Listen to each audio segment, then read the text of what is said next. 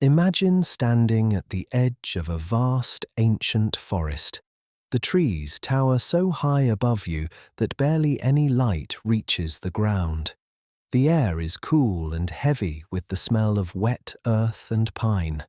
Somewhere deep in that darkness, something is waiting, something patient, something that has been planning for years. You are a Roman soldier. You have fought in campaigns across the known world. You have marched from the burning sands of Egypt to the wind-swept shores of Britannia. You believe, as all Romans do, that you are part of the greatest civilization ever built, and that nothing in the barbarian world can stop you. Tonight, we will discover just how wrong that belief could be. The story of the Battle of the Teutoburg Forest is not simply a tale of one army defeating another. It is the story of a betrayal so complete, so masterfully executed, that it shook the foundations of the most powerful empire the world had ever seen. It is the story of a man who lived in two worlds and chose one. It is the story of a catastrophe that the Romans never fully recovered from, a wound that stayed raw for decades. And it is the story of a forest, dark and ancient, that swallowed 3 entire Roman legions and gave them back to history only as ghosts. So settle in and let the noise of the day drift away. Let your mind travel back 2,000 years to the edge of the known world, to the great Germanic wilderness, to the moment when Rome blinked. By the year 9 AD, the Roman Empire had reached a scale that is almost impossible to grasp. From its capital city on the banks of the Tiber, Roman authority stretched in every direction across the face of the earth. Its legions had marched north to Britannia, south into Africa, east into the deserts of Syria and Mesopotamia, and west to the Atlantic coast of Iberia. The Mediterranean Sea, that great cradle of civilizations, was no longer a barrier. It was Roman property, a highway for Roman ships and Roman ambition. For a century, Rome had been pushing north beyond the Alps, pressing into the territories of the Germanic tribes. Julius Caesar had campaigned as far as the Rhine River, that great natural boundary between the Roman world and the wild Germanic interior. Caesar had even crossed it, building a bridge in just 10 days as a demonstration of Roman engineering genius, staying for 18 days on the far bank and then crossing back and demolishing the bridge behind him. It was a spectacular gesture, a statement that Rome could go anywhere it pleased and leave whenever it chose. But Caesar's campaigns had not permanently subdued the Germanic lands east of the Rhine. That conquest had been left to later generations. In the decades that followed, Rome established a firm grip on Gaul and gradually began the long, difficult project of bringing the Germanic peoples into the empire's fold. By the final years of the reign of Emperor Augustus, the first and greatest of Rome's emperors, Roman armies had advanced deep into Germanic territory. The province of Germania was being formed, Roman roads were being laid, Roman forts dotted the landscape. Roman tax collectors moved among the villages collecting tribute. It seemed, from Rome's perspective, that this was simply the next chapter in an inevitable story of expansion and civilization.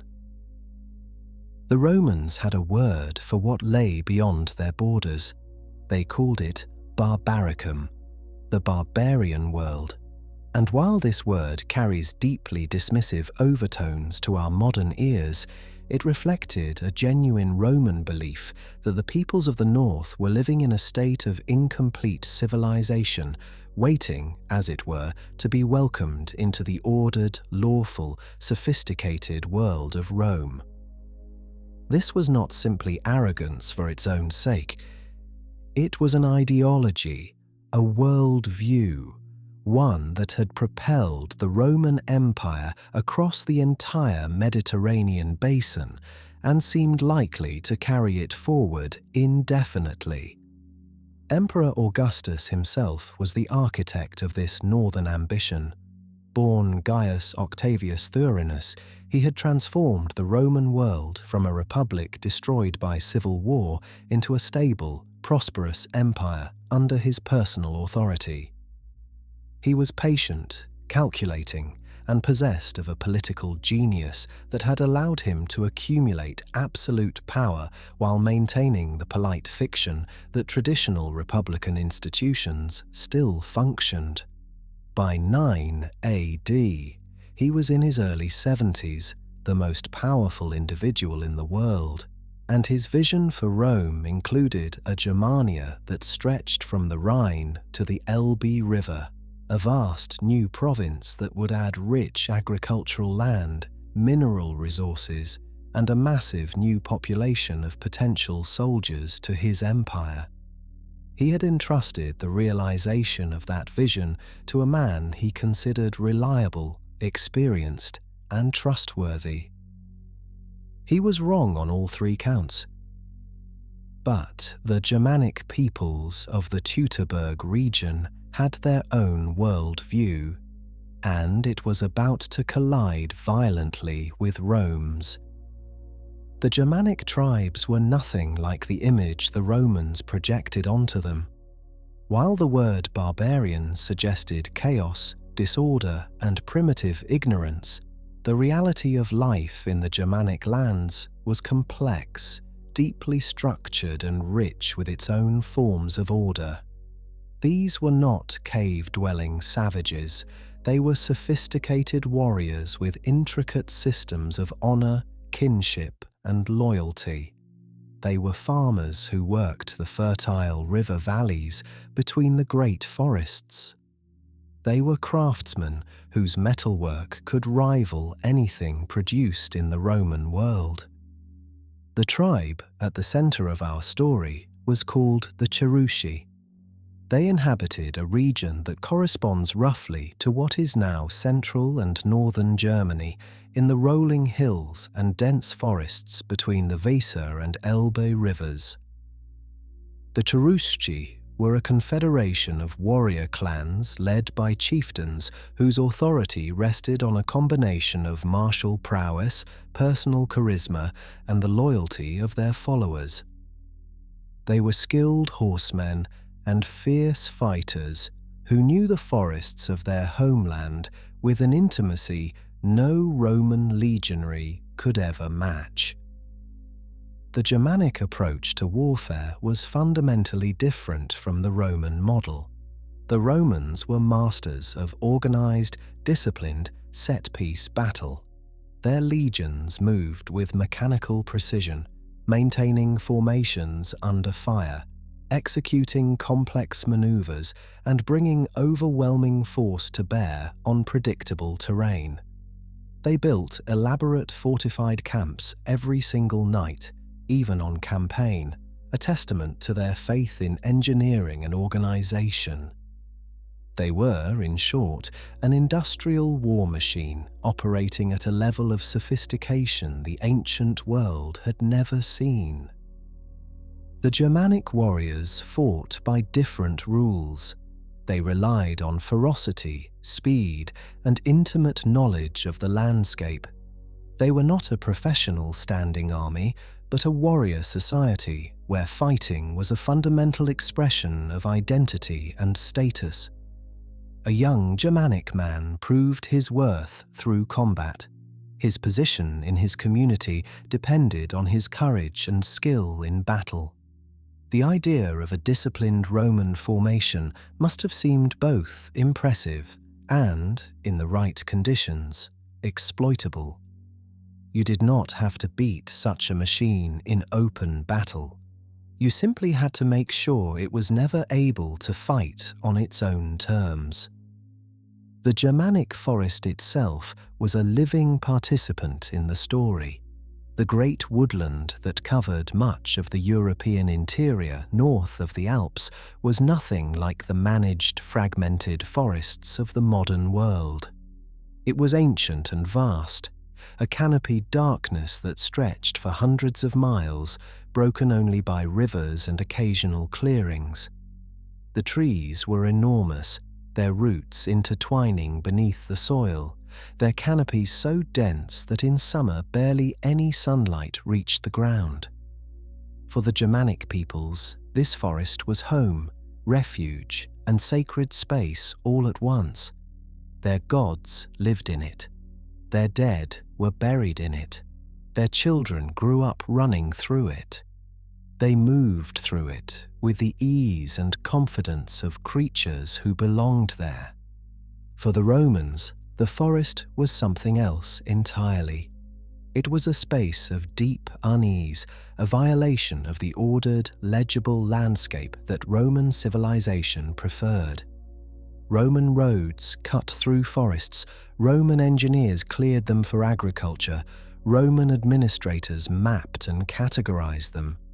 But in the untamed depths of the great Germanic forest, all of that ordering capability became irrelevant. The trees swallowed sound, distorted direction, and made the disciplined geometries of Roman military practice impossible. Soldiers trained to fight in formation could not maintain their positions among the roots and undergrowth. Cavalry was useless. Artillery could not be deployed. The forest was the great equalizer, the one terrain where Rome's advantages dissolved and the Germanic warriors' intimate local knowledge became supreme. The tribes had been watching the Romans move through their territory for years. They had absorbed the experience of Roman conquest, had seen what happened to peoples who were fully incorporated into the empire, their languages replaced, their gods renamed, their customs overwritten.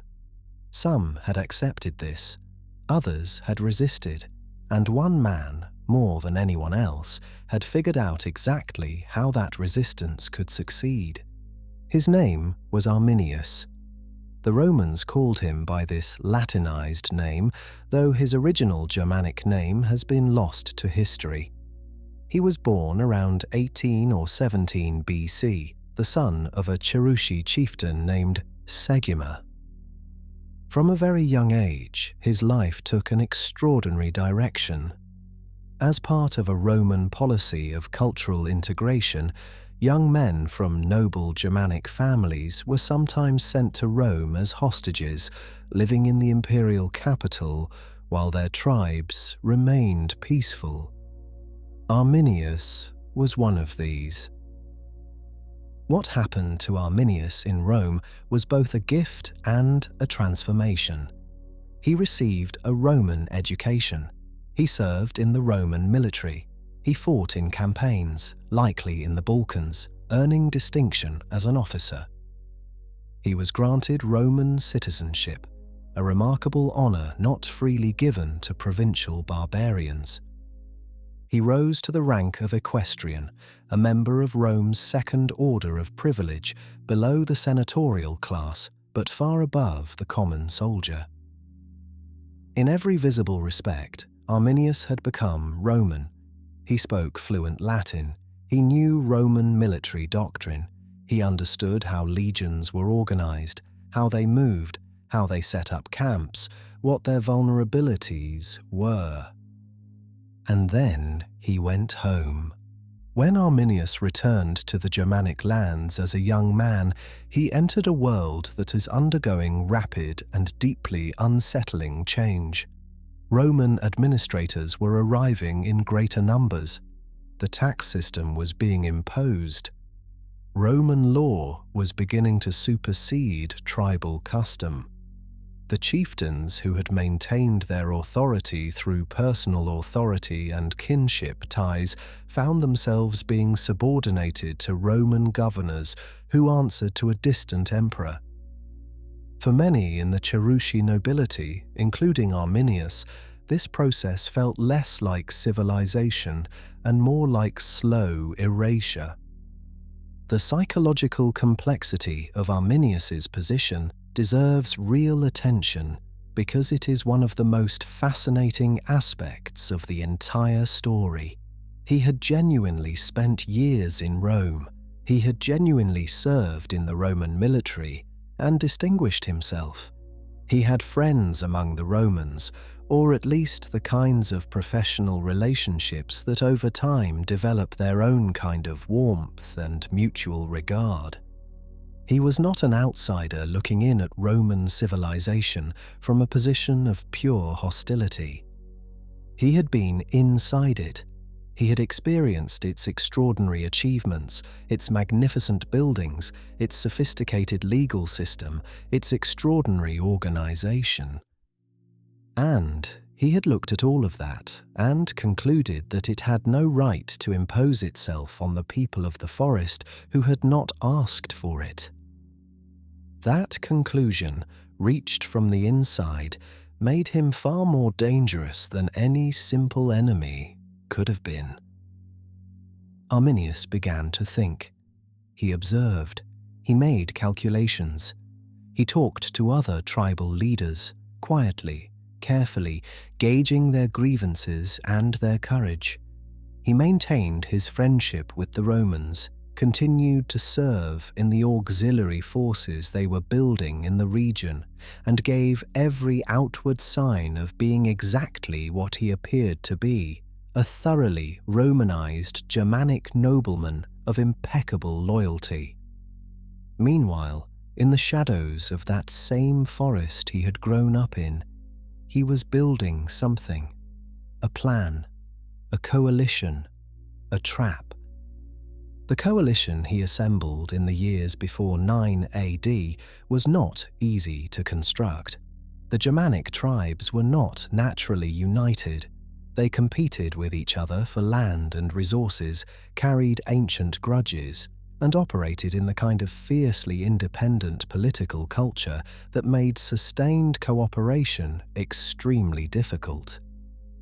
Arminius had to convince a diverse group of chieftains that their individual grievances against Rome were more important than their grievances against each other, and that his plan for addressing those grievances was both necessary and achievable.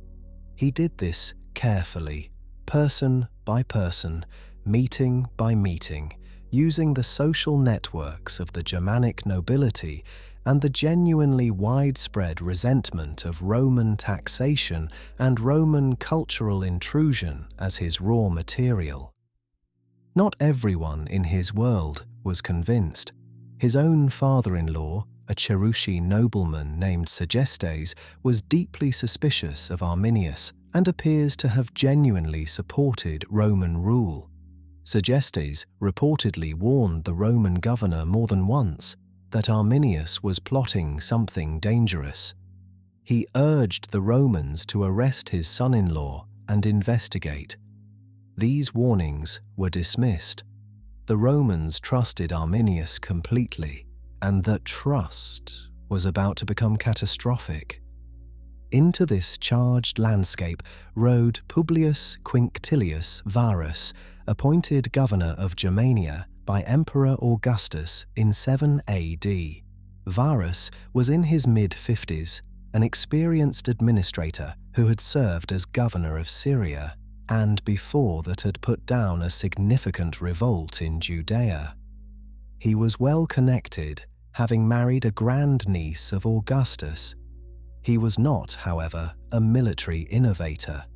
His reputation was as a governor rather than a general, a man skilled in the administration of settled provinces, in the management of law courts and tax collection, not in the fluid, unpredictable world of frontier warfare.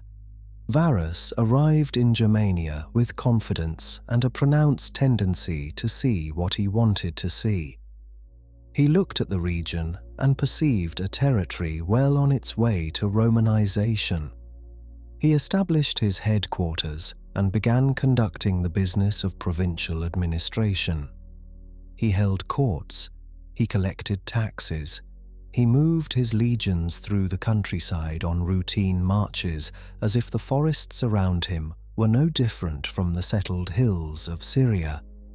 He treated Germanic nobles like Arminius as valued allies and attended their banquets. He dismissed reports of unrest as the grumblings of backward peoples who simply needed more time to appreciate Roman civilization.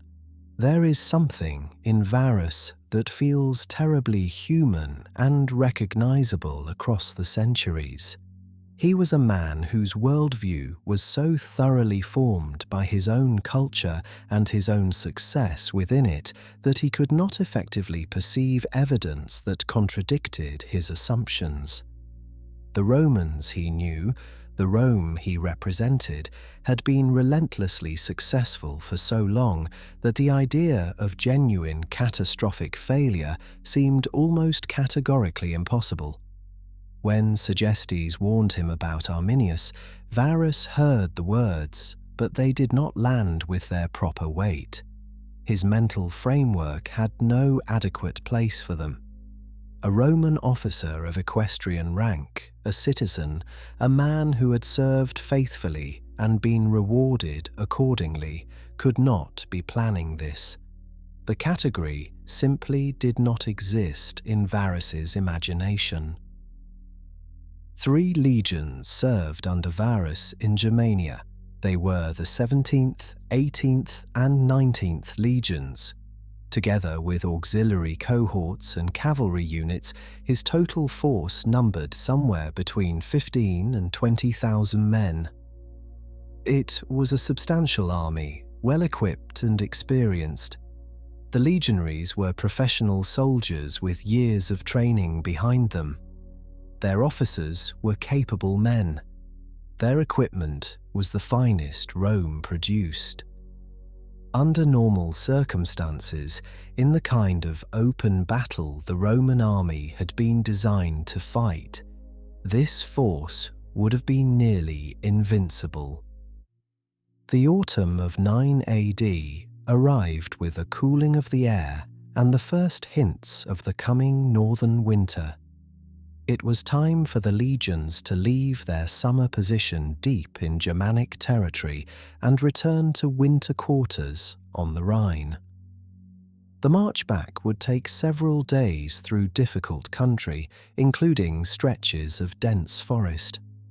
Varus was planning this routine movement when word arrived that changed everything. There was a minor uprising somewhere to the north. Some small Germanic group had rebelled. It needed to be dealt with before the legions withdrew for winter. It was, Arminius suggested helpfully, nothing serious. He would accompany the legions himself and help navigate the terrain. Varus agreed. What Varus did not know, despite the warnings of Segestes, despite the information that was available to him if he had chosen to seek it out, was that the report of rebellion was false. It was bait, and he swallowed it whole. The Roman column that set out in late September of 9 AD was a peculiar beast, even by the standards of Roman military practice. The 3 legions themselves were accompanied by large numbers of non-combatants, the merchants, servants, camp followers, families of officers, and slaves who routinely travelled with Roman armies in territories that were considered at least nominally pacified. Estimates suggest the total column may have stretched to over 20,000 people. It moved through the landscape in a long, vulnerable ribbon. The route they followed took them into the Teutoburg Forest, a region of hills and dense woodland in what is now the Osnabrück area of Lower Saxony in northwestern Germany.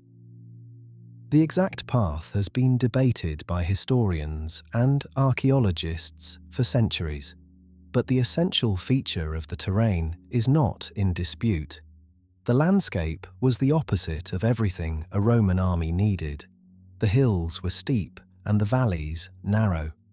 The trees grew so thickly that the standard Roman battle formation, the tightly organized rectangular block of legionaries working in concert, was essentially impossible to maintain. The roads through this territory, such as they were narrow tracks rather than the wide paved Roman roads that had been constructed further west. Movement was slow, awkward, and strung out over a great distance. Then the rain began. Autumn storms swept in from the north, turning the forest tracks into rivers of mud. The heavy Roman equipment, the armor, the shields, the javelins, the siege equipment became soaked and many times heavier than usual. The ground underfoot became treacherous. The horses struggled. The mules that carried supplies stumbled and fell. The column slowed further. The soldiers, miserable and wet, plodded through the murk with their heads down, thinking of the warm quarters waiting for them on the Rhine. The supply situation added another layer of difficulty to the march. Roman legions on campaign required enormous quantities of food, water, and materiel to keep functioning. A marching column of this size consumed grain, salted meat, and olive oil in quantities that the supply wagons were struggling to maintain. The forest offered no obvious source of resupply. The nearest Roman depots were to the west, beyond the stretch of difficult country through which the column was now moving. The logistics officers were already calculating distances and consumption rates, already aware that they needed to keep moving, that delay in this terrain was not neutral, but costly. It was one more reason why the column pressed forward without taking the time that caution might have suggested. It is worth pausing to imagine what those soldiers were experiencing in those final hours before the attack. They were professionals, but they were also human beings with the ordinary human discomforts of cold and wet and hunger. They were bored in the way that soldiers on a routine march are bored, tired of the same landscape, eager for the journey to end. They were not expecting a battle.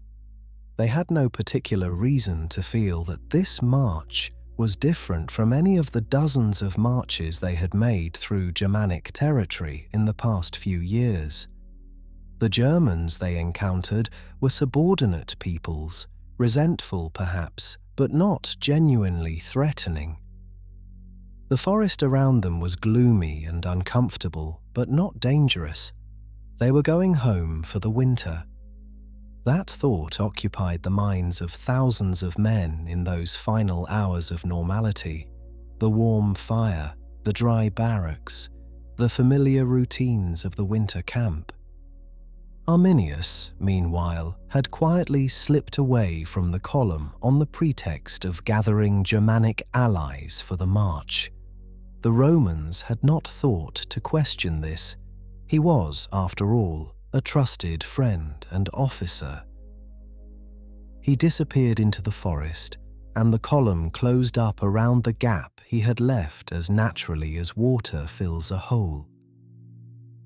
In the forest around them, in the shadows between the trees, hidden behind fallen logs, and in the depressions of the hillsides, thousands of Germanic warriors were waiting. They had been assembling for days. Arminius had coordinated them with a care and precision that would have impressed any Roman staff officer. They were positioned along a carefully chosen stretch of the route where a long, narrow ridge called the Calcaries Hill pressed close to a boggy marshland on one side, compressing the Roman column into an even tighter space. Arminius had built artificial earthwork barriers of sod and turf that extended the natural terrain, creating killing zones from which there would be no easy escape. He had thought about this for years. He had imagined it, planned it, rehearsed it in his mind. Now it was about to become real. The attack began without warning. From the trees and ridgelines on multiple sides, a storm of spears and javelins erupted into the packed Roman column.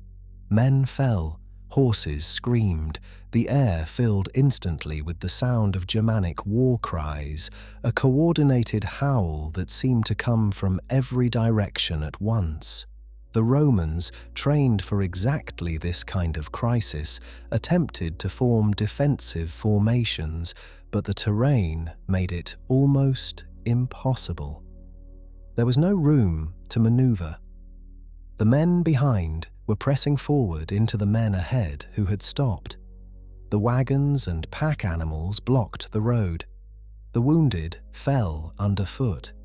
The Germanic warriors did not make the mistake of rushing in immediately. They understood what Roman discipline could do even in dire circumstances. Instead, they kept up a sustained barrage of missiles from elevated positions, picking off men and horses, creating chaos without giving the legionaries a fixed enemy to fight back against. The Romans who tried to leave the road and advance into the trees to engage the attackers found themselves in the worst possible fighting conditions, stumbling over roots and undergrowth, unable to maintain the close order that gave Roman infantry their devastating effectiveness.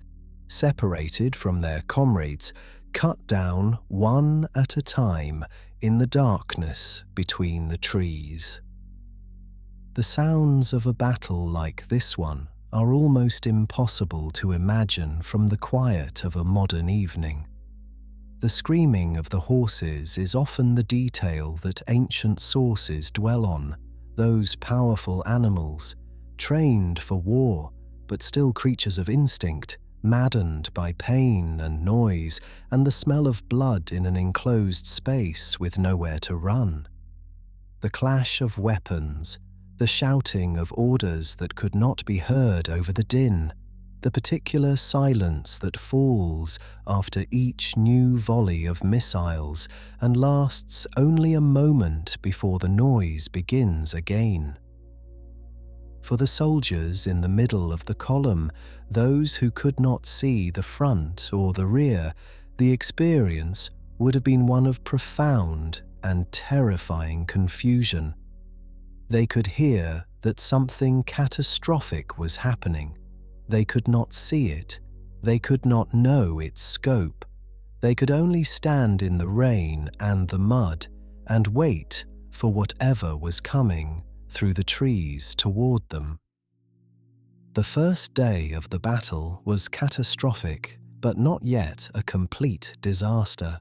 The Romans managed to establish a fortified camp, the evening ritual they performed every single night on campaign, a square enclosure surrounded by ditches and ramparts. It was an extraordinary feat of military discipline under the circumstances, exhausted, bloodied men digging and building while their comrades died around them. Inside the camp, Varus and his officers tried to make sense of what was happening. The reports were confused and terrifying. There was no single front to analyze, no clear enemy formation to respond to. The attack was coming from everywhere and nowhere at once. Through the night, decisions were made. They would abandon the baggage, the wagons, the non-essential equipment, anything that was slowing the column. They would try to fight their way out to the west, back toward the Rhine. They would move faster, punch through whatever was in front of them, and reach open ground where Roman tactics could reassert themselves. It was a reasonable plan. It was the right instinct, and it was already too late. The second day brought no improvement. The rain continued. The terrain, if anything, got worse as they tried to push forward. Arminius had anticipated the breakout attempt. Germanic forces were waiting along the escape routes fresh and in position, while the Romans were growing exhausted, hungry, and demoralized. The attacks continued throughout the day, relentless and coordinated, designed not to overwhelm the Romans in a single charge, but to grind them down, to strip away their confidence, their formation, their sense that Roman order could impose itself on this chaos. One of the more desperate moments of the second day came when a group of Roman soldiers managed to break out of the main column and attempt to use their formation discipline to push through a section of the Germanic line. For a few terrible minutes, it seemed as though Roman training might reassert itself. The locked shields, the short stabbing swords, the practiced coordination that had defeated armies many times their size. But the ground was against them. The slope was wrong. The trees prevented them from extending their line and using their flanks. And around them, always, were the Germanic warriors who had grown up running through exactly this kind of terrain. Who knew which routes would trip a man in heavy armor, who could disappear into the forest and re-emerge 20 yards to the left with an ease that the Romans, trained on open ground, could not match or counter. By the end of the second day, significant portions of the Roman force had been destroyed or scattered. Officers were dead. Units had become separated.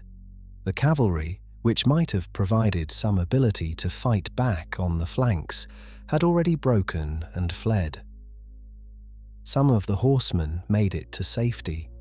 Most did not. The foot soldiers still surviving had no such option.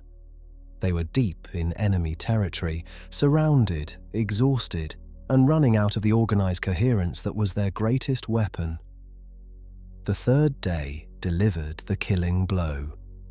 The column, what remained of it, attempted once more to push towards safety. They had reached a stretch where the Calchries hill created a killing ground, the natural terrain and Arminius's earthworks working together to channel the Romans into a space that offered no protection and no escape. The Germanic warriors swept in from multiple directions. This time, it was not a harassment from a distance, but a direct assault, overwhelming and total. The Roman formations that had been maintained through 2 days of nightmare finally collapsed. Individual soldiers fought and died as best they could. Groups tried to stand together and were overwhelmed. Some men attempted to surrender and were killed anyway. Some tried to run and were hunted through the trees. In the middle of this final catastrophe, Publius Quinctilius Varus made the only decision left to him. Surrounded, wounded, watching his army dissolve around him, he drew his sword and fell on it. The Roman general's ultimate act of refusal, the choice to deny the enemy the glory of his capture. Several of his senior officers followed his example.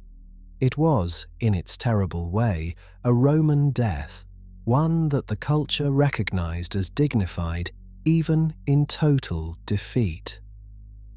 Whether Varus felt guilt, despair, or something simpler and more immediate, we cannot know.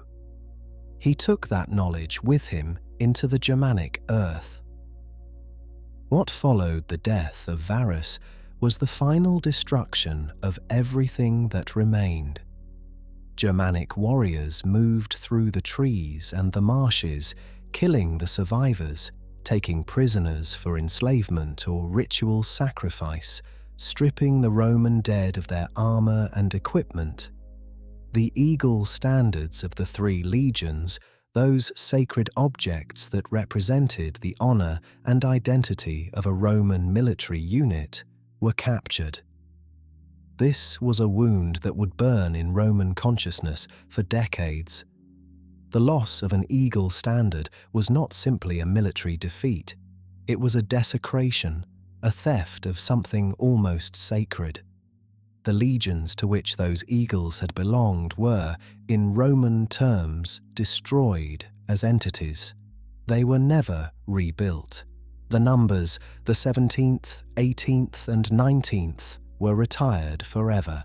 No future Roman legion would ever carry those designations again. The scale of the killing was extraordinary, even by the brutal standards of ancient warfare. Of the 20,000 or more people who had entered the Teutoburg Forest with Varus, perhaps a few thousand escaped. Most of those were cavalry who had broken away in the early stages. The foot soldiers, the core of the three legions, were overwhelmingly killed or captured. The merchants, the servants, the camp followers, the women and children who had been traveling with the army in the expectation of a routine march, they died too, or were taken into slavery. The forest had swallowed an entire Roman army and left almost nothing. Among those taken prisoner, the fate of Roman soldiers became a subject of disturbing accounts in the ancient sources. Some were enslaved and put to work in Germanic households, their skills as craftsmen or administrators sometimes earning them a degree of stability in a life that had been completely overturned. Others were killed in rituals of religious significance, sacrificed at altars in the sacred groves that dotted the Germanic landscape. The archaeological evidence from the Calcaries site includes traces consistent with these accounts, and the picture it paints is one of systematic and deliberate killing that went on for some time after the main battle ended. The first survivors reached Roman-held territory in a state that shocked everyone who saw them. Scattered groups of exhausted, traumatized men stumbling out of the forest, many of them wounded, all of them bearing the unmistakable look of people who had witnessed something beyond their capacity to fully process. The news spread quickly, leaping from garrison to garrison, from courier to courier, until it reached the Rhine, and then the roads south, and finally, the city of Rome itself. The ancient historian Suetonius tells us that Augustus, upon receiving the news, was so devastated that he refused to cut his hair or beard for months. He would periodically strike his head against the walls of his palace and cry out one of the most famous laments in the ancient world. He is reported to have shouted over and over, in anguish that had not faded with repetition, the words that Romans would remember and repeat for generations afterward. He cried out for Varus to give him back his legions. This image, the greatest man in the world begging a dead general to undo a catastrophe, captures something essential about how Rome experienced this moment. It was not just a military defeat. It was a rupture in reality, a thing that should not have been possible and therefore felt like a wound to the very nature of the world. Panic followed the grief. With 3 legions destroyed in Germany, the Rhine frontier was suddenly underdefended.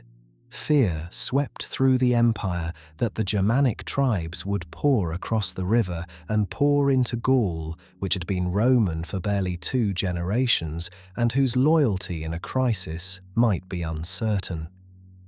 The empire mobilized with the speed that crisis demands. Veterans were recalled, new recruits were conscripted, emergency measures were put in place to defend the Rhine. Guards were posted throughout Rome itself, which had not seen enemy soldiers within its walls since the Gallic sack of 390 BC, a trauma that had never entirely faded from Roman memory. The anticipated Germanic invasion did not come. Arminius and the tribal coalition that had destroyed Varus were not equipped or organized for the kind of sustained, long-range offensive campaign that crossing the Rhine in force and pushing deep into Gaul would have required. The victory in the Teutoburg Forest was a defensive triumph, an act of liberation, not the beginning of a Germanic empire-building project. The tribes celebrated their victory, buried their dead, divided their spoils, and remained in the forest world that was theirs. But the psychological impact on Rome was profound and lasting. Augustus, who had been systematically pushing the frontiers of the empire forward throughout his long reign, effectively stopped the expansion east of the Rhine. The vision of a province of Germania that would stretch from the Rhine to the Elbe was quietly abandoned. The Rhine became, and would remain for centuries, the effective eastern boundary of the Roman Empire in the north. The forest had set a limit on Roman ambition that no legion would ever permanently exceed. The weight of what had happened at Teutoburg never fully lifted from Augustus in the years he had left. The ancient sources describe a man who had been genuinely shaken in a way that his long reign's other crises had not managed to shake him. He had survived civil wars, conspiracies, the deaths of heirs he had groomed to succeed him, and the constant pressures of governing an empire of staggering complexity.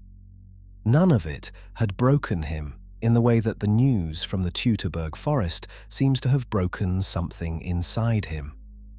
He had built his authority partly on the story that Rome's expansion was the natural order of things, the working out of a divine purpose. Teutoburg inserted a question mark into that story that could never quite be removed. The Roman world after Teutoburg carried the knowledge of what had happened the way a person carries the memory of a serious illness. Life continued. New campaigns were fought. New territories were added to the empire in other directions. The machinery of Roman civilization ground forward with its characteristic relentlessness. But the Germanic frontier was different after 9 AD. The confidence that had animated the push toward the Elbe, that breezy assumption that the forest peoples would be incorporated just as the Gauls and the Spaniards and the Britons had been incorporated, was gone. It was replaced by a kind of watchful wariness, a perpetual awareness that on the other side of the Rhine there was a world that had proved it could say no. In the years following the ambush, life in the Germanic lands changed dramatically. Arminius emerged from the battle as a figure of immense prestige and authority. He had done what no one had believed possible. He had destroyed a Roman army on the march, not with a barbarian charge, but with strategy, patience, and the kind of systematic planning the Romans considered their own exclusive province. He was celebrated as a liberator among many of the Germanic tribes, a man who had struck back against the empire that was slowly absorbing their world. But Germanic society was not designed to sustain the kind of unified political authority that a prolonged war against Rome would have required. The tribal world operated on principles of personal loyalty, kinship obligation, and the kind of honor-bound independence that made cooperation possible in a specific crisis but extremely difficult to maintain afterward. The coalition that had destroyed Varus did not hold together as a standing force. Tribal politics reasserted themselves. Old rivalries resurfaced. Different tribes had different calculations about how to deal with Rome going forward. The internal tensions became dramatically visible in the figure of Segestes, Arminius's own father-in-law, who had openly sided with Rome during the ambush and who remained a Roman ally in the aftermath. Arminius had married Segestes' daughter Thusnelda against her father's wishes, an act of romantic defiance that had made the family rift permanent and personal. In the years after Teutoburg, Segestes and Arminius were sometimes literally at war with each other, even as they both nominally inhabited the same tribal confederation. Rome exploited this division expertly, supporting Segestes and other pro-Roman Germanic leaders as a way of keeping the victors of Teutoburg from consolidating their power. Rome's response to the disaster was not simply defensive. The Emperor Augustus died in 14 AD, 5 years after the battle, and was succeeded by his stepson Tiberius.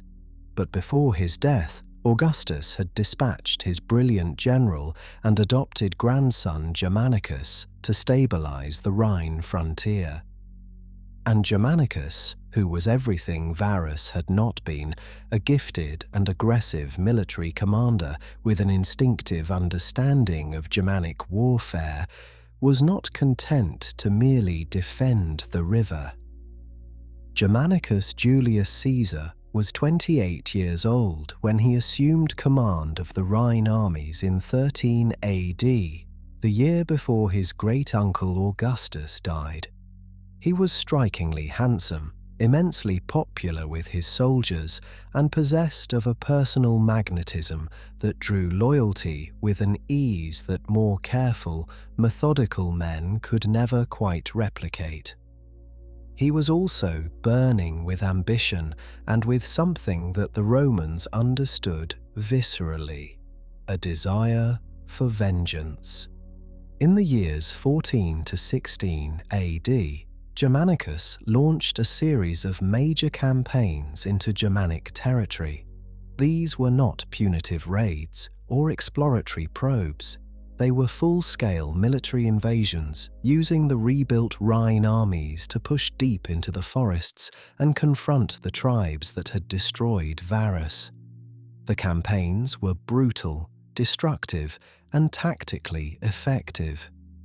Germanicus devastated large areas of Germanic territory, burning villages and crops, killing warriors and capturing prisoners, demonstrating that Roman military power had not been broken at Teutoburg and that the empire could, when it chose, project force deep into the Germanic lands. One of the most haunting episodes of these campaigns came when Germanicus led his army to the site of the Teutoburg massacre itself. The bones of the Roman dead still lay where they had fallen 6 years earlier. The forest had partially reclaimed the killing ground, trees growing up through what had been the Roman camp, but the remains of the disaster were unmistakable. Germanicus's soldiers moved through this landscape in horrified silence, collecting and burying the bones of their predecessors. They found skulls nailed to trees. They found altars where Roman prisoners had been sacrificed. They found the remains of the earthworks that Arminius had built to channel the column to its death. The ancient writer Tacitus, describing the scene from accounts that had been passed down, captures the eerie weight of what those soldiers experienced. hardened men confronting the physical evidence of a catastrophe that had shaped their world. The campaigns brought some satisfaction to Roman pride. Germanicus fought Arminius in several engagements, winning significant tactical victories. In 15 AD, his forces captured Thusnelda, the wife of Arminius, who was pregnant with their child. She was taken to Rome, where she would later be paraded in Germanicus's triumph, one of the most viscerally humiliating gestures available to the ancient world. Their son, born in captivity, was given the Roman name Thumelicus and grew up entirely within the Roman world, a child of the war between two civilizations who belonged fully to neither. Arminius himself was never captured, and the eagle standards of 2 of the 3 lost legions were eventually recovered, though the third would not be reclaimed for decades. But the campaigns could not restore the situation that had existed before Teutoburg. The province of Germania east of the Rhine remained a fantasy. The Germanic tribes, despite internal divisions, were not conquered. The forest was not pacified. Arminius, despite his losses, remained free and continued to be a rallying point for Germanic resistance. And in Rome, the calculations were changing. The Emperor Tiberius, cooler and more cautious than Germanicus, grew increasingly skeptical of what these expensive and destructive campaigns were actually achieving. The costs in men and money were enormous. The returns were uncertain. In 16 AD, Tiberius recalled Germanicus from the Germanic frontier. The general was given a triumph in Rome, celebrating his victories, and then sent to manage affairs in the eastern part of the empire. He died there in 19 AD, under circumstances that were suspicious enough to generate lasting rumor and speculation.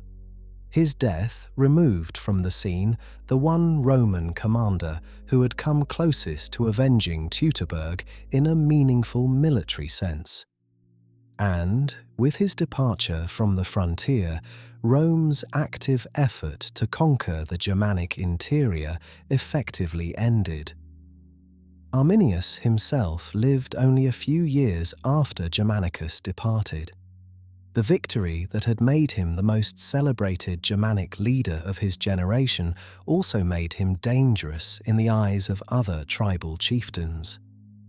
Germanic political culture was deeply suspicious of any individual who accumulated too much personal power.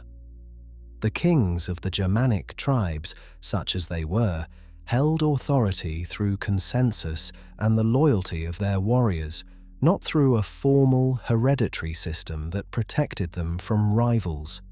A man who was too successful, too famous, too clearly elevated above his peers, became a target. By around 21 AD, approximately 12 years after the battle that defined his place in history, Arminius was dead. He was killed not by Romans, but by members of his own tribe, other Cherushi chieftains who feared his growing influence and the possibility that he would make himself a king in the Germanic sense that the Romans used, a monarch with absolute authority over a unified people. The same tribal values that had made his coalition possible, the fierce egalitarianism of the Germanic warrior culture, now turned on him. The Roman historian Tacitus, writing a century after the events, preserved what sounds like a genuine assessment of Arminius's historical significance. Tacitus describes him as the liberator of Germania, a man who had challenged not Rome in its infancy, like some of the other peoples Rome had overcome, but Rome at the height of its power. He praises Arminius's courage and his skill, even while making clear that he is writing as a Roman about an enemy. It is a remarkable passage, an acknowledgement that the man who had destroyed 3 Roman legions deserved to be remembered as something more than a villain in the Roman story. It suggests that even a civilization as confident of its own rightness as Rome could occasionally recognize a kind of greatness in those who successfully resisted it. For most of European history, the story of Arminius faded into the specialist's domain. But in the 16th century, when the works of Tacitus were rediscovered and widely read, a startling transformation began. German humanists, looking at the ancient texts and recognizing in Arminius a figure who had resisted the domination of a great imperial power, began to identify him as a symbol of German national identity. His Roman name was Germanicized to Hermann. He became Hermann the German, the national hero, the father of a nation that would not submit. This reinvention would reach its most dramatic expression in the 19th century, when a massive stone monument to Hermann was erected in the Teutoburg Forest itself, a colossal figure with his sword raised to the sky, pointing symbolically toward France. The ancient battle had been recruited into the very modern business of national mythology.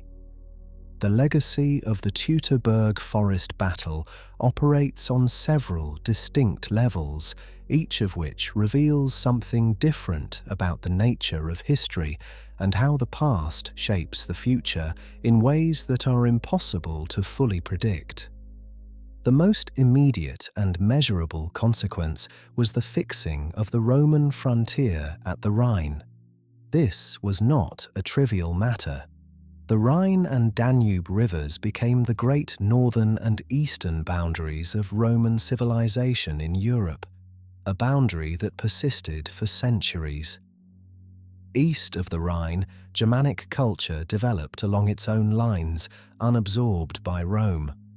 West of the Rhine, Latin culture took deep root, transforming over centuries into the Romance languages and cultures of modern France, Spain, Portugal, Italy, and Romania.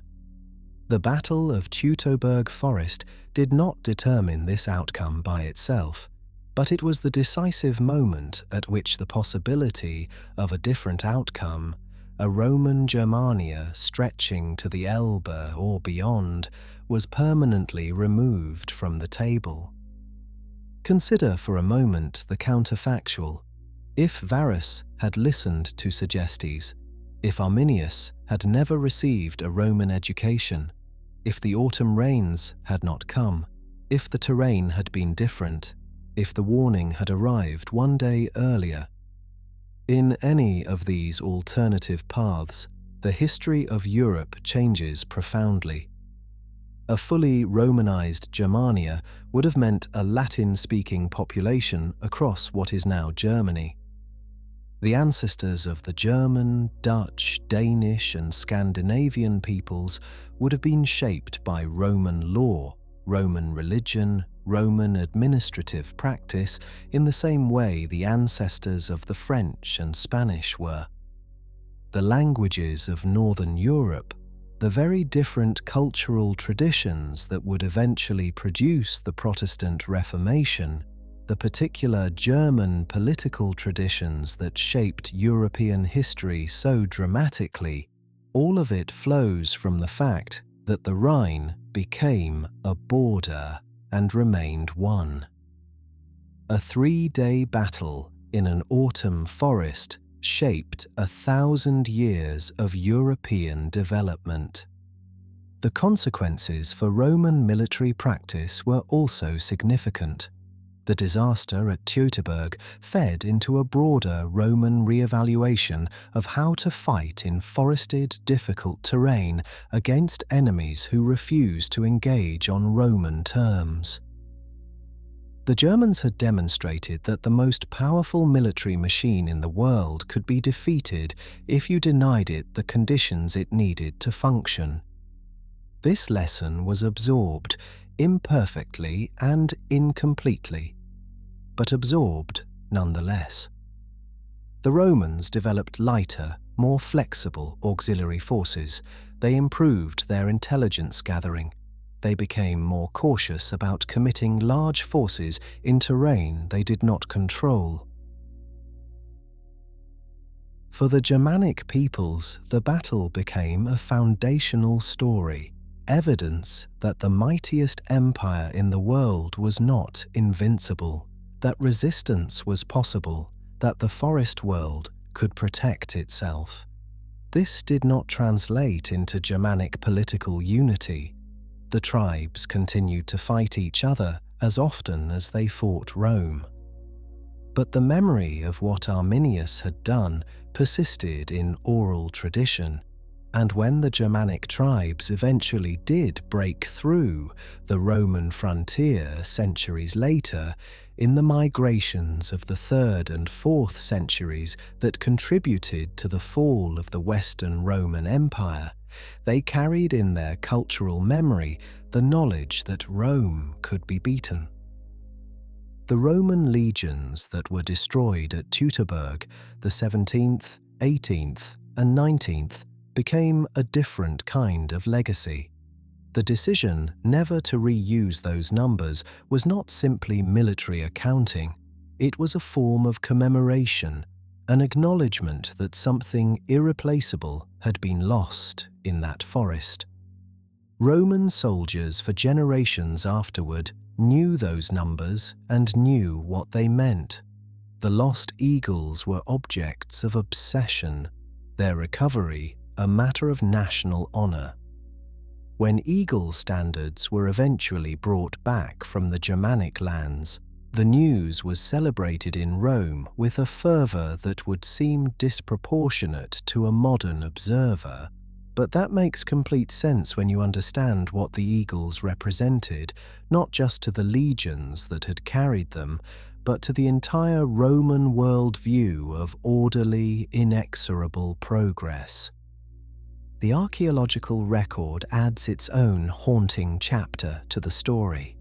For a long time, the precise location of the battle was uncertain, a matter of historical debate and speculation. Then, in the 1980s and 1990s, excavations near Kalkries in Lower Saxony began to turn up extraordinary finds. Roman coins, iron arrowheads, pieces of Roman military equipment, the kind of debris that accumulates at a site where thousands of people fought and died. The Kalkries site is now strongly identified as at least part of the battlefield, and the excavations have continued to produce finds that connect directly to the ancient accounts. Among the most striking discoveries is the material evidence of the earthworks that Arminius built, sod walls designed to channel the Roman column into a killing ground. These structures confirm what the ancient sources describe. This was not a spontaneous ambush or an opportunistic raid. It was a carefully engineered military installation, designed by someone who understood Roman tactics and had thought deeply about how to neutralize them. The physical evidence of Arminius's planning, preserved in the German earth for 2,000 years, is one of the more remarkable survivals in European archaeology. A bronze face mask, part of a Roman cavalry parade helmet, was found at Kalkries in a condition that speaks to the violence of what happened there.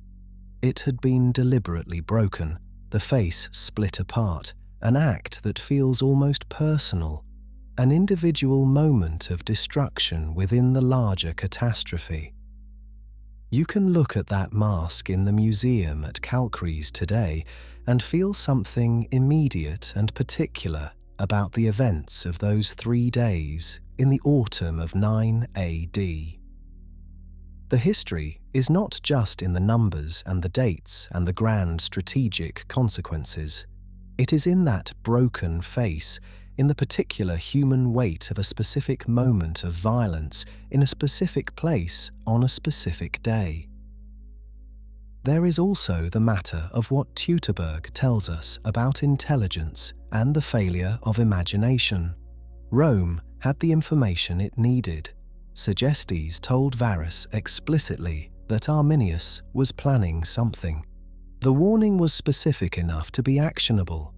Varus had every reason to investigate, to probe, to test the loyalty of the people around him before committing his entire force to a march through difficult terrain in enemy country. He did none of these things. The failure was not one of information, but of receptiveness, a mind so thoroughly shaped by Roman assumptions about Roman superiority and Germanic incapacity for sophisticated deception that it literally could not properly process the warning it received. This kind of failure has repeated itself throughout history with an almost monotonous regularity. The pattern is always the same. A powerful force moves through a world it believes it understands, receives warnings that do not fit its existing mental model, dismisses those warnings because integrating them would require a fundamental revision of the way it sees the world, and pays an enormous price for that refusal. The Teutoburg Forest is, simply, one of the earliest and most complete examples of this pattern, which is part of why it continues to speak to people across such a vast distance of time.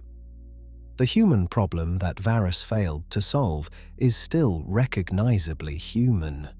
The Battle of the Teutoburg Forest endures in the historical imagination because it captures something fundamental about the limits of power. The Romans had built the most sophisticated military and administrative system the ancient world had ever produced. They had used it to reshape the face of the known world.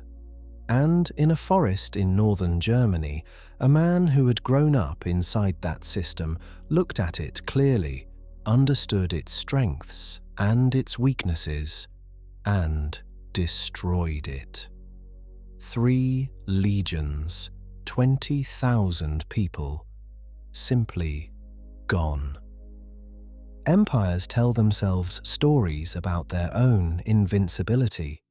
Those stories are necessary, perhaps, for the confidence that sustains the project of empire. But they are also dangerous because they blind the people inside them to the possibility of failure. Varus did not take the warnings seriously because a thoroughly Roman part of him could not quite believe that the world he represented could be defeated in this way, by these people, in this place. That failure of imagination, that inability to see the world through eyes other than his own, cost him everything. It cost Rome 3 legions. It changed the map of Europe. And deep in the Teutoburg Forest, in the autumn rain, among the trees that closed over the wreckage of Rome's ambition, it ended an era. 2,000 years later, the forest is still there, quieter now, smaller, managed and mapped, crisscrossed with hiking trails and visited by tourists from across Europe who come to stand in the place where the world was changed. At the museum in Kalkreis, you can hold replicas of the equipment that was found in the earth. Feel the weight of what those men carried on their last march. Look into the reconstructed face of the bronze mask that was broken and buried and eventually recovered from the German soil. There is something valuable in that act of standing in a place where history happened and trying to imagine it back into life. It is not quite possible. Nothing can bridge fully the distance between a comfortable modern present and a cold autumn afternoon in a Germanic forest in 9 AD. But the attempt to imagine it, to reach across the distance toward those specific human lives in their specific moment of catastrophe, is itself a kind of refusal to let them be entirely lost. And that refusal is what history is for. Thank you for listening. Good night, and sleep well.